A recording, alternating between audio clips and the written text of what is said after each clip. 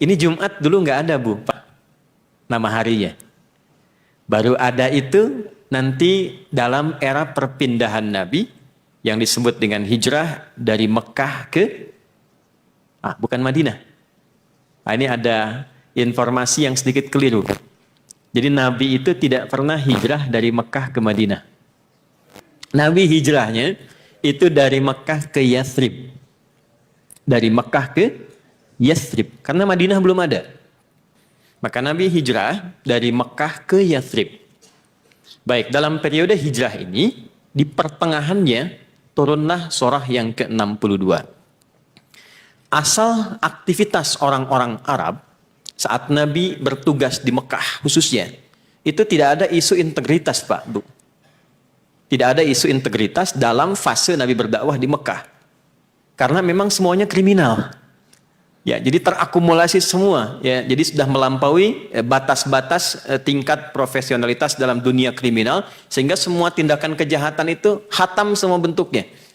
Ya, misal yang mabuk saja itu pemabuk yang paling pemula prematur 5 kali mabuknya dalam sehari. Di pemabuk amatiran zaman jahiliyah itu 5 kali dalam sehari. Zina itu semua jenis macam zina hatam. Jadi semua jenis macam tindakan kriminalitas itu terjadi di dalamnya. Itu fase Mekah. Karena itulah kemudian kalau pelakunya disebut jahil, kemudian keadaannya disebut dengan jahlun. Kalau disatukan jadi jahiliyah. Jadi baik karakter dan orangnya itu memang sangat tidak ideal. Kegiatan mereka itu umumnya ada 4 kegiatan. 1, berdagang, dikenal dengan tujar, jamak dari tajir. Ya, jadi tajir itu aslinya pedagang, Pak, Bu. Ya, dan rata-rata kalau dagang kaya. Karena itu ketika disebut dia tajir, sebetulnya konteksnya dia pedagang. Oke? Kemudian yang kedua itu ada syair, seniman. Yang ketiga ada kahin dukun, yang keempat sahir, ya, tukang sihir. Ini mereka beraktivitas dalam 5 hari sepekan untuk nanti berkumpul di puncaknya. Hari pertama disebut dengan Ahad, hari kedua disebut dengan Isnin, diserap ke dalam bahasa Indonesia menjadi Senin. Hari ketiga dinamakan dengan Thulatha, diserap ke dalam bahasa Indonesia jadi Selasa. Hari keempat Al-Arbi'ah, diserap ke dalam bahasa Indonesia jadi Rabu.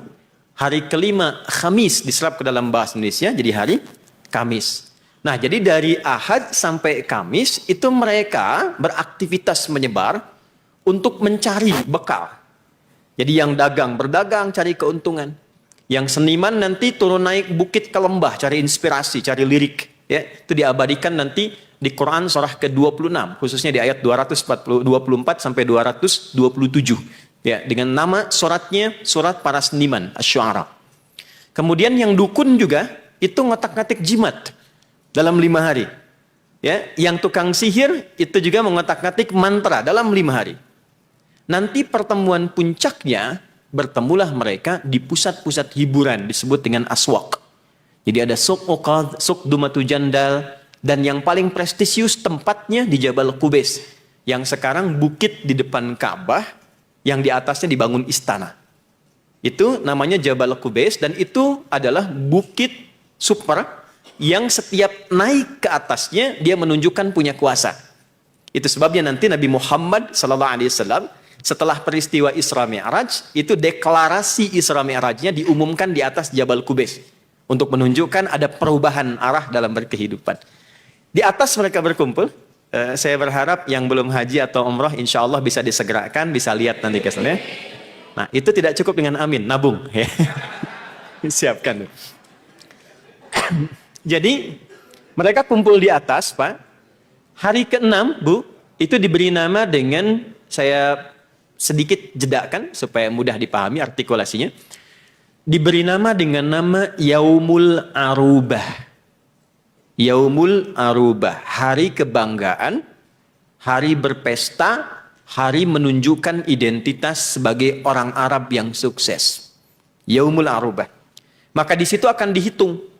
Ya, yang dagang selama sepekan kekayaannya akan dihitung, saling pamer. Kan dulu nggak ada update status di media sosial. Dan itu real langsung dihitung. Nanti siapa yang paling banyak hartanya, dia akan diangkat menjadi hartawan yang berpengaruh. Dan dia nanti punya satu suara untuk memberi keputusan. masuk dalam golongan hukama, hakim pemberi keputusan. Setiap hari yang ke-6, Yaumul Arubah, ada hari kebanggaan, hari pesta pora, ya. Kemudian di sini adalah hari untuk menampilkan dan berbangga diri siapa yang paling hebat. Maka seniman juga akan mengumpulkan lirik-lirik terbaik yang diolah selama sepekan ke belakang. Nanti yang paling bagus diurutkan jadi 7 urutan pertama. Yang paling hebat ditetapkan jadi Pangeran Pujangga, namanya Amirus Syu'ara. Ya, nanti 7 itu akan dituliskan dengan tinta emas, ditempelkan di dinding Ka'bah.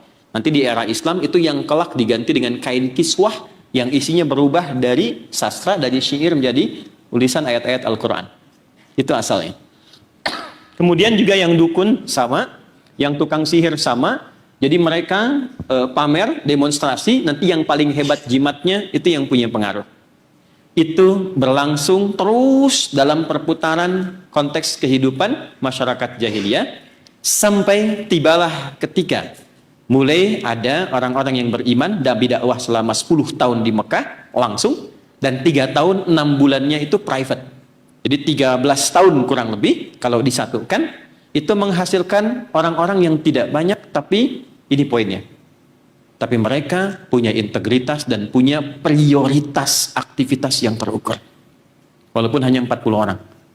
Dan akan dilacak dalam sejarah 40 ini, kalau satu kaki mereka berpijak dimanapun, itu bisa merubah keadaan tempatnya, mensibgoh tempatnya, bukan hanya menjadi muslim dan damai, tapi bisa memajukan dan membangun peradaban di setiap tempat yang dia pijak. Nanti saya cerita belakangan. Ketika sudah tersusun 40 ini, dan sebagian juga sudah ada yang masuk Islam di Yathrib itu, maka turun perintah untuk berhijrah. Di tengah-tengah perjalanan hijrah itulah turun surah 62 ayat ke-9 yang merubah gerbang pemikiran orang Islam dan karakter kehidupannya dari Yaumul Arubah menjadi nama yang baru disebut dengan Jum'ah. Jadi ini asal mulanya hari Jumat itu sebetulnya nama bukan sekedar nama hari, tapi nama Islami yang membawa pesan perubahan dalam konteks berkehidupan.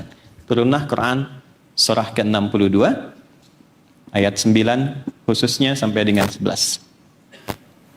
Ya ayyuhalladzina amanu idza nudiya lis-salati min yaumil jumu'ati fas'au ila dzikrillah. Sejak saat itu Allah merubah cara pandang orang yang beriman untuk membedakan dengan visi hidup orang-orang jahiliyah. Maka dibuka dengan kata ya, disebutkan 361 kali dalam Al-Quran. Ini di gramatikal bahasa Arab, huruf berfungsi memanggil dengan semua jarak yang berbeda. Jarak dekat, menengah, dan jauh pakai ya. Jadi kalau Bapak Ibu sedang di Mekah atau di Madinah, tersesat kemudian bingung, mau cari siapa, panggil dengan satu huruf. Ya, itu nengok semua itu. Ya. Cara cepatnya. Ayyuha disebutkan 150 kali dalam Al-Quran. Ayyunya berfungsi menguatkan, haknya berfungsi mengingatkan. Alladzina disebutkan 1080 kali dalam Al-Quran, memanggil semua kalangan tanpa batas, tanpa skap. Profesi apapun, gender apapun, semua tercakup di dalamnya. Perhatikan kalimatnya dengan keindahan yang tampak luar biasa. Ya ayyuhalladzina amanu. Wahai semua kalangan hambaku yang telah berkomitmen dan menyatakan dirinya beriman. Aku tegaskan, aku ingatkan, betapapun engkau mengukur posisimu dariku, apakah merasa dekat, menengah atau jauh, sepanjang engkau sudah punya iman. Idza nudiya lis-salati mi yaumil jumu'ah. Yang pertama Allah lakukan itu merubah namanya dari Arubah menjadi Jum'ah. Kalau engkau sudah beriman, imanmu akan merubah cara hidupmu sehingga menjadikan engkau itu lebih visioner dan beda dengan kegiatan jahiliyah. Kalau orang jahiliyah itu hidupnya dalam sepekan dia cuma berangkat gelap, ya, pulang gelap, beraktivitas, cari sesuatu, sudah dapat, dia ambil liburan hanya untuk pamer, untuk foya-foya, untuk bangga-bangga. Itu jahiliyah. Kalian yang sudah beriman, itu mesti berbeda kata Allah. Maka yang dilakukan bukan Arubah, tapi Jum'ah. Jum'ah itu dari kata al-jam'u, artinya kumpul. 2, saling mengenal di antara yang kumpul. 3, saling mengisi dan membantu di antara yang kumpul itu. Jadi spirit Jumat itu bukan sekedar datang, duduk, dengarkan khutbah, kadang-kadang mengantuk, lantas sebagian tertidur, lalu sholat 2 rakaat dan pulang, itu bukan Jumat. Dan Allah tidak menginginkan kumpul-kumpul. Kata Allah itu, kalaupun kalian mesti berkumpul, kumpulnya satu, mesti menyatukan di antara yang kumpul. Jangan pernah terjadi orang datang nggak kenal siapa yang duduk. Setelah itu, saling mengisi, saling share. Jadi tidak pernah terjadi Jumat di era Nabi, kecuali Jumat itu menjadi Jumat solusi. Jadi yang haus datang ke Jumat, dia pulang, hilang dahaganya. Yang lapar datang Jumat, dia pulang, kemudian hilang laparnya. Yang hebat, semua persoalan yang dibawa ke dalam masjid ketika Jumat, itu tuntas persoalannya. Jadi kalau hari ini kita buka seminar kita, tausiah kita, pengajian kita di hari Jumat, maka ini menjadi sebuah gerbang perubahan yang hebat, yang menandakan bahwa Bapak dan Ibu para hakim itu bukan sekedar datang untuk duduk, untuk kumpul. Kalau seperti itu, jahiliyah sudah duluan. Tapi di sini kita harapkan punya database yang saling mengikat dan menyatukan. Kenal siapa yang duduk di sampingnya. Sehingga nanti ke depan bisa saling mengisi untuk memudahkan tugas-tugas yang dibawa dalam berkehidupan. Itulah asal mula Jumat dengan spirit dan kedalaman maknanya.